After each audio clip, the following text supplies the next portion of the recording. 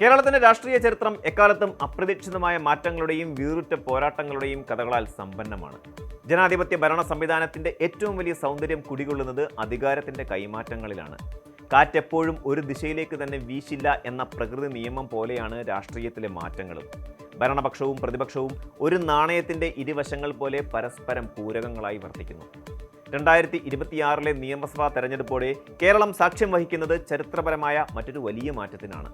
ഒരു പതിറ്റാണ്ട് നീണ്ട ഇടതുപക്ഷ ഭരണത്തിന് വിരാമമിട്ടുകൊണ്ട് ഐക്യ ജനാധിപത്യ മുന്നണി അധികാരത്തിലേക്ക് വരികയും നിയമസഭയിൽ യുക്തിഭദ്രമായ വാദങ്ങൾ കൊണ്ട് സർക്കാരിനെ പ്രതിരോധത്തിലാക്കിയിരുന്ന വി സതീശൻ മുഖ്യമന്ത്രി പദവിയിലേക്ക് ഉയരുകയും ചെയ്തിരിക്കുന്നു. മറുവശത്ത് 10 വർഷക്കാലം കേരളത്തിന്റെ ഭരണചക്രം തിരിക്കുകയും ഉരുക്കുമുഷ്ടി കൊണ്ട് പാർട്ടിയെയും സർക്കാരിനെയും നിയന്ത്രിക്കുകയും ചെയ്ത സാക്ഷാൽ പിണറായി വിജയൻ പ്രതിപക്ഷ നേതാവിന്റെ കസേരയിലേക്ക് മാറിയിരിക്കുന്നു. ഇനിയുള്ള 5 വർഷക്കാലം കേരള നിയമസഭ കാണാൻ പോകുന്നത് തികച്ചും വ്യത്യസ്തമായ ഒരു രാഷ്ട്രീയ ദ്വന്ദ്വയുദ്ധമായിരിക്കും. ചോദ്യങ്ങൾ ചോദിക്കുന്നതിൽ നിന്ന് ഉത്തരം പറയേണ്ട ബാധ്യതയിലേക്ക് സതീശനും പ്രതിരോധിക്കുന്നതിൽ നിന്ന് കടന്നാക്രമിക്കുന്ന റോളിലേക്ക് പിണറായി വിജയനും മാറുമ്പോൾ അത് കേരള രാഷ്ട്രീയത്തിൽ പുതിയൊരു അധ്യായത്തിന് തുടക്കം കുറിക്കുകയാണ്. ഈ അധികാര മാറ്റം വരും കാലങ്ങളിൽ സഭയ്ക്കുള്ളിൽ സൃഷ്ടിക്കാൻ പോകുന്ന രാഷ്ട്രീയ പ്രകമ്പനങ്ങളും ഇരുവരുടെയും പുതിയ ശൈലികളും എങ്ങനെയായിരിക്കുമെന്ന് നമുക്ക് വിശദമായി ഒന്ന് പരിശോധിക്കാം. കഴിഞ്ഞ 5 വർഷക്കാലം നിയമസഭയിൽ പ്രതിപക്ഷ നേതാവ് എന്ന നിലയിൽ വി സതീശൻ കാഴ്ചവെച്ച പ്രകടനം കേരളം കണ്ട ഏറ്റവും മികച്ച പാർലമെന്ററി ഇടപെടലുകളിൽ ഒന്നായിരുന്നു. കൃത്യമായ കണക്കുകൾ, നിയമപരമായ വ്യാഖ്യാനങ്ങൾ, ആഴത്തിലുള്ള പഠനം എന്നിവയായിരുന്നു അദ്ദേഹത്തിൻ്റെ ആയുധങ്ങൾ. എന്നാൽ മുഖ്യമന്ത്രിയുടെ കസേരയിൽ ഇരിക്കുമ്പോൾ ഈ ആയുധങ്ങൾ മാത്രം പോരാതെ വരും. ചോദ്യങ്ങൾ ചോദിക്കാൻ എളുപ്പമാണ്, എന്നാൽ ഭരണത്തിൻ്റെ നൂലാമാലകൾക്കിടയിൽ നിന്ന് പ്രായോഗികമായ പരിഹാരങ്ങൾ കണ്ടെത്തുക എന്നത് തികച്ചും ദുഷ്കരമായ ഒരു കാര്യമാണ്. വി സതീശൻ മുഖ്യമന്ത്രിയായി ചുമതല ഏറ്റെടുക്കുമ്പോൾ അദ്ദേഹത്തെ കാത്തിരിക്കുന്നത് പൂമത്തെയല്ല, മറിച്ച് മുള്ളുകൾ നിറഞ്ഞ വലിയൊരു പാതയാണ്. സംസ്ഥാനം നേരിടുന്ന രൂക്ഷമായ സാമ്പത്തിക പ്രതിസന്ധിയാണ് അതിൽ ഒന്നാമത്തേത്.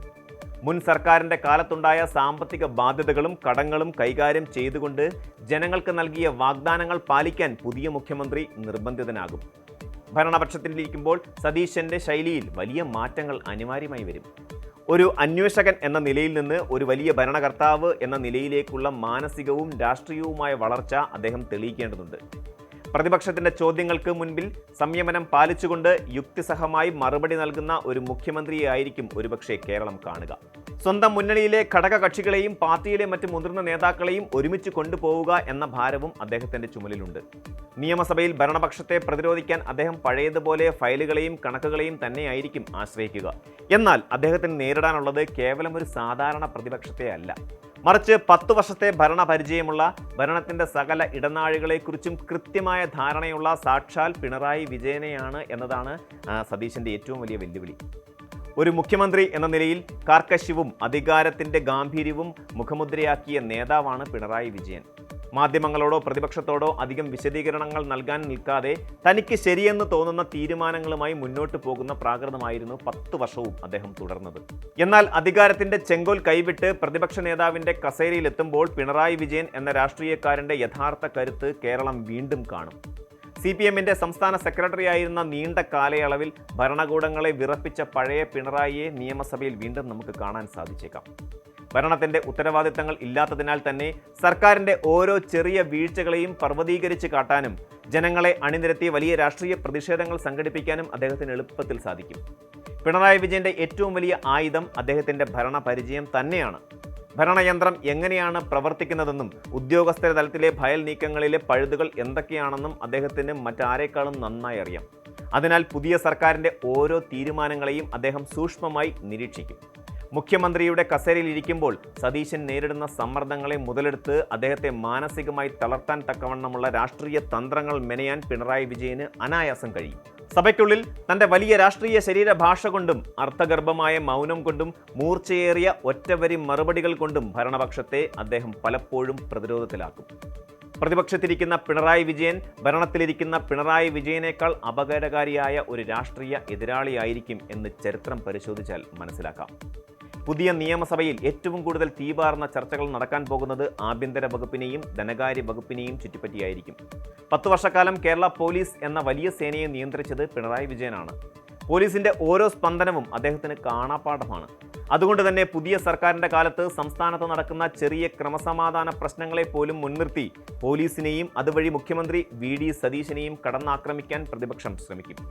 ഭരണപക്ഷത്തിന്റെ ഭാഗത്തു നിന്നുണ്ടാകുന്ന രാഷ്ട്രീയ ഇടപെടലുകളെ ചൂണ്ടിക്കാണിച്ച് സേനയുടെ മനോവീര്യം തകർക്കാൻ പഴയ ആഭ്യന്തരമന്ത്രി കൂടിയായ പ്രതിപക്ഷ നേതാവ് പ്രവർത്തിക്കുമ്പോൾ അതിനെ പ്രതിരോധിക്കാൻ മുഖ്യമന്ത്രിക്ക് വലിയ തോതിൽ വിയർപ്പൊഴുക്കേണ്ടി വരുമെന്ന കാര്യം ഉറപ്പാണ്.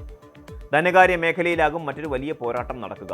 സംസ്ഥാനം കടക്കെണിയിലാണെന്നും വികസന പ്രവർത്തനങ്ങൾ സ്തംഭിച്ചിരിക്കുകയാണെന്നും പിണറായി വിജയൻ വാദിക്കുമ്പോൾ അതിന് കാരണക്കാർ മുൻപ് 10 വർഷം ഭരിച്ച ഇടതുപക്ഷ സർക്കാരാണെന്ന് മുഖ്യമന്ത്രി VD സതീശൻ തിരിച്ചടിക്കും. കണക്കുകൾ നിരത്തിയുള്ള സതീശന്റെ വാദങ്ങളെ ജനങ്ങളുടെ നിത്യദാന ചെലവുകളും ക്ഷേമ പെൻഷനുകളും മുടങ്ങുന്നതിന്റെ വൈകാരിക തലങ്ങൾ ഉയർത്തിക്കാട്ടി പിണറായി നേരിടും. ബജറ്റ് ചർച്ചകളിലും ഗവർണറുടെ നയപ്രഖ്യാപന പ്രസംഗത്തിന് ശേഷമുള്ള നന്ദിപ്രമേയ ചർച്ചകളിലും ഈ ഏറ്റുമുട്ടൽ അതിന്റെ പാരമ്യത്തിൽ എത്തുമെന്ന കാര്യം ഉറപ്പാണ്.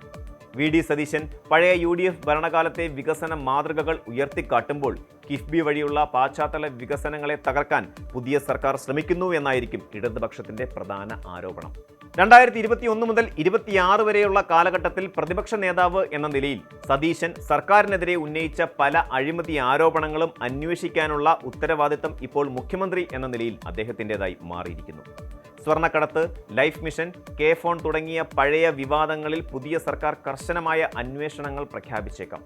എന്നാൽ ഇത്തരം നീക്കങ്ങളെ രാഷ്ട്രീയ പകപോക്കലായി ചിത്രീകരിച്ച് ജനകീയ പ്രതിരോധം തീർക്കാൻ പിണറായി വിജയൻ നേതൃത്വത്തിലുള്ള ഇടതുപക്ഷത്തിന് കഴിയും.